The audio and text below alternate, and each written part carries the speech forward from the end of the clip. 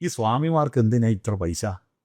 ഈ സഞ്ചി നിറയെ പൈസ എന്തിനാ? എനിക്ക് മനസ്സിലാവുന്നില്ല. സ്വാമി സന്യാസി എന്ന വാക്കിനർത്ഥം നമ്മൾ മനസ്സിലാക്കിയത് സമ്യക്കായി ന്യസിക്കുന്നവൻ, ഒന്നും വേണ്ടെന്ന് തീരുമാനിക്കുന്നവൻ, നല്ല മനസ്സോടുകൂടി വേണ്ടെന്ന് വെക്കുന്നവനാണ് സന്യാസി. അവര് പ്രമേയം പാസാക്കി 60 സീറ്റ് പാർലമെന്റിൽ അവർക്ക് സംവരണം വേണമെന്ന്. 60 സീറ്റ് സംവരണം കിട്ടിയാൽ അവർ ജയിക്കും, ഉറപ്പാ. ഇവർ നിന്നാൽ ജയിക്കും. ജയിച്ചാൽ സ്വാഭാവികമായും അതിൽ നിന്നൊരു 3-4 മന്ത്രിമാരുണ്ട്. അതിലൊരു വിദേശകാര്യ വകുപ്പ് മന്ത്രി. ഐക്യരാഷ്ട്രസഭയുടെ സമ്മേളനത്തിൽ ഒന്നും ഉടുക്കാത്തൊരു മന്ത്രി പോയി ഇരിക്കുന്ന കാര്യം ആലോചിച്ചു. കേട്ടത് കിട്ടി, ഒരു തിരുവനന്തപുരം മേയറെ കിട്ടി എന്നതുകൊണ്ട് ഒരു ചക്കക്ക് ഒരു മുയലിനെ കിട്ടിയത് എഴുതിയിട്ട് എല്ലാ ചക്കക്കും മുയലിനെ കിട്ടൂല. അതാണ് രാജഗോപാൽ MLA ആയെങ്കിലും പിന്നെ MLA ആവാൻ പറ്റിയില്ല. അപ്പൊ എന്താ മാർഗം? ആദ്യം വന്ന ട്രെയിനിൽ, ഗുഡ്സ് ട്രെയിനിൽ കയറ്റിയിട്ട് അവരെ വിട്ടു.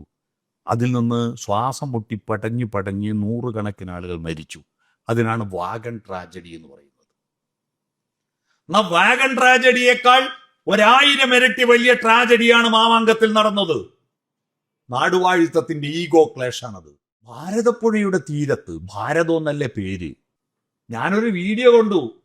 ഒന്നും ഉടുക്കാത്തൊരു സ്വാമി മടിയിൽ എന്താ വെച്ചതെന്ന് അറിയോ? ഒരു വലിയ റെക്സിന്റെ ബാഗ്. ഓരോ ആള് പോവുക, നമസ്കരിക്കുക, 100 കൊടുക്കുക, 500 കൊടുക്കുക, ബാഗിലിടുക, അനുഗ്രഹം കൊടുക്കുക. ഒരു അനുഗ്രഹത്തിന് 500. ഈ സ്വാമിമാർക്ക് എന്തിനാ ഇത്ര പൈസ? ഈ സഞ്ചി നിറയെ പൈസ എന്തിനാ? എനിക്ക് മനസ്സിലാവുന്നില്ല. സ്വാമി സന്യാസി എന്ന വാക്കിനർത്ഥം നമ്മൾ മനസ്സിലാക്കിയത് സമ്യക്കായി ന്യസിക്കുന്നവൻ, ഒന്നും വേണ്ടെന്ന് തീരുമാനിക്കുന്നവൻ, നല്ല മനസ്സോടുകൂടി വേണ്ടെന്ന് വെക്കുന്നവനാണ് സന്യാസി. അവര് പ്രമേയം പാസാക്കി 60 സീറ്റ് പാർലമെന്റിൽ അവർക്ക് സംവരണം വേണമെന്ന്. 60 സീറ്റ് സംവരണം കിട്ടിയാൽ അവർ ജയിക്കും, ഉറപ്പാ. ഇവർ നിന്നാൽ ജയിക്കും. ജയിച്ചാൽ സ്വാഭാവികമായും അതിൽ നിന്നൊരു 3-4 മന്ത്രിമാരുണ്ട്. അതിലൊരു വിദേശകാര്യ വകുപ്പ് മന്ത്രി.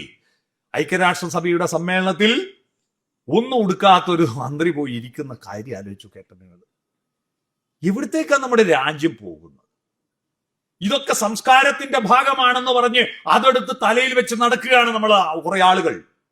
പുഴയുടെ തീരത്ത് മാമാങ്കത്തിന്റെ പേര് എന്താ? മാമാങ്കം. മാമാങ്കം എന്ന് പറയുന്നത് ചേരമാൻ പെരുമാള് നടത്തിക്കൊണ്ടിരുന്ന ഒരു പ്രധാനപ്പെട്ട ബൗദ്ധിക ചർച്ചാവേദിയായിരുന്നു. അമ്പലത്തിലെ ഉത്സവത്തോടനുബന്ധിച്ച് വ്യാപാരവും വാണിജ്യവും വ്യവസായവും ഒക്കെ വളർത്താൻ വേണ്ടിയിട്ടുള്ള ഒരു പരിപാടിയായിരുന്നു. ആ കൂട്ടത്തിൽ ബൗദ്ധിക ചർച്ചകൾ നടത്തിയിരുന്നു.